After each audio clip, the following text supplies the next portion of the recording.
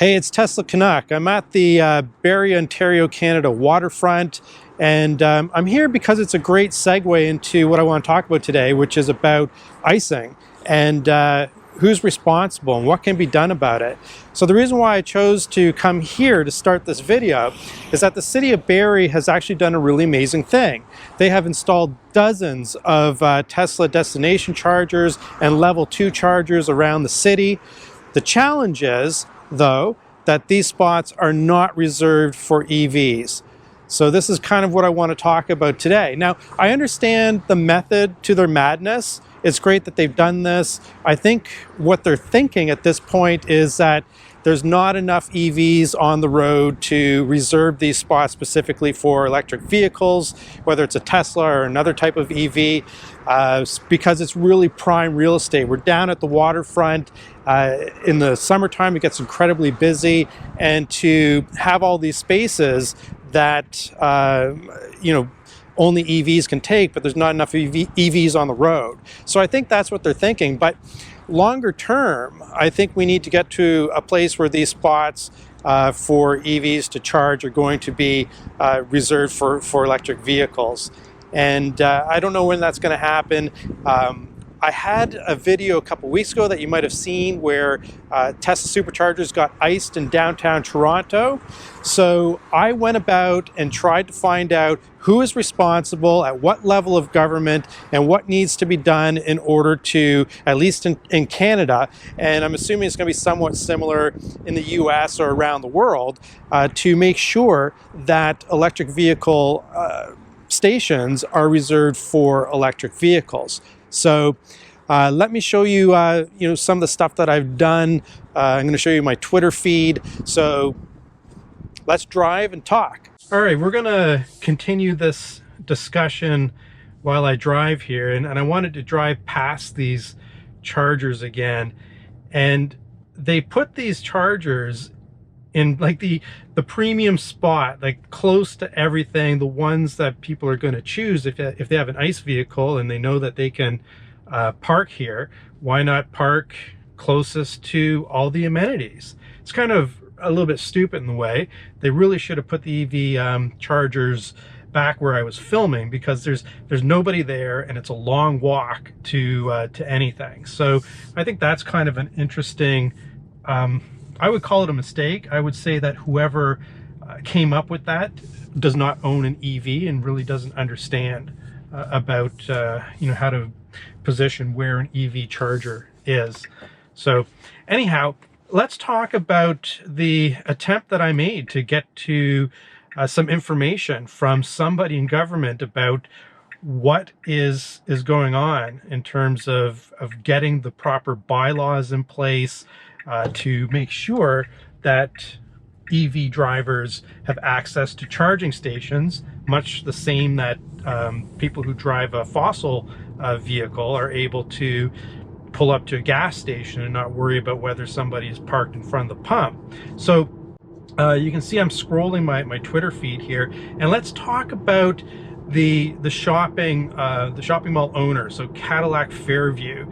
And you can see that their response to my inquiry on Twitter is basically, well, we view, and we're talking about a Tesla supercharger station here, not any old, level 2 or even a destination charger. This is a supercharging station, and they're saying it's no different than expectant mothers or other types of priority parking that is simply not enforced. That's a real head scratcher, and you can see as I scroll through the feed, I really tried to poke at this, and after that initial response, I didn't get a response from Canuck Fairview. In fact, as I got deeper into it, I added members of the provincial government, members of the local Toronto government. Federal government really doesn't have anything to do with driving bylaws in Canada. So basically, if you're looking at the levels of government, you've got a state government, you've got a like at the Canada level or the USA level or Norway or whatever it happens to be. The next level down, at least in Canada, is you've got provincial government, which would be similar to the states in the US, and then you have local government. So in Canada, the federal government really doesn't have any jurisdiction here. So I reached out to our member of parliament for provincial government, didn't hear a thing. I reached out to the minister responsible for like the Ministry of Transportation provincially, no response.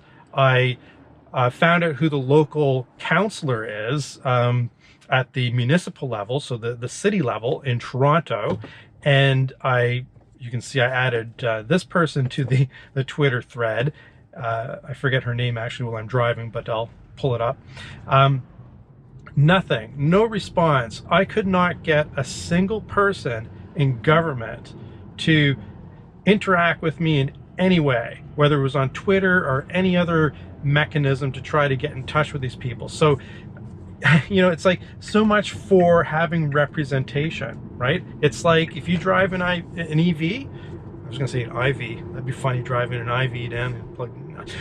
If you drive an EV, I don't know, I think you're shit out of luck in terms of getting any representation out of your government member, whoever that happens to be, or whatever level. And maybe it's because there's such a low percentage of cars on the road today that are electric, and maybe they don't really care. It doesn't really garner their attention because it's such a small portion of their constituents. So they want to get reelected. They're going to probably pick bigger issues that will probably resonate with more people. And I think that's the key. Until that changes, until there's more EVs on the road, I don't think we're going to see anything change in Canada. I don't think anything's going to change in the US or probably anywhere else. It'd be really interesting if you're watching this and you're from Norway, since Norway is really leading in this category of the number of EVs being sold and replacing the fossil car. I'd love to know whether you're experiencing icing events. I do watch a lot of Tesla Bjorn, so I know it does happen, but what is being done there? What's being done in Europe? In North America, it doesn't seem like there's very much being done. So anyhow, that's kind of the chat for today. Who's responsible for making sure that electric vehicle owners have access to charging in terms of a bylaw that actually protects that? Well, it's anywhere here, it's your local government and your provincial government. They're responsible, but they're not doing anything. Tesla Canuck, over and out.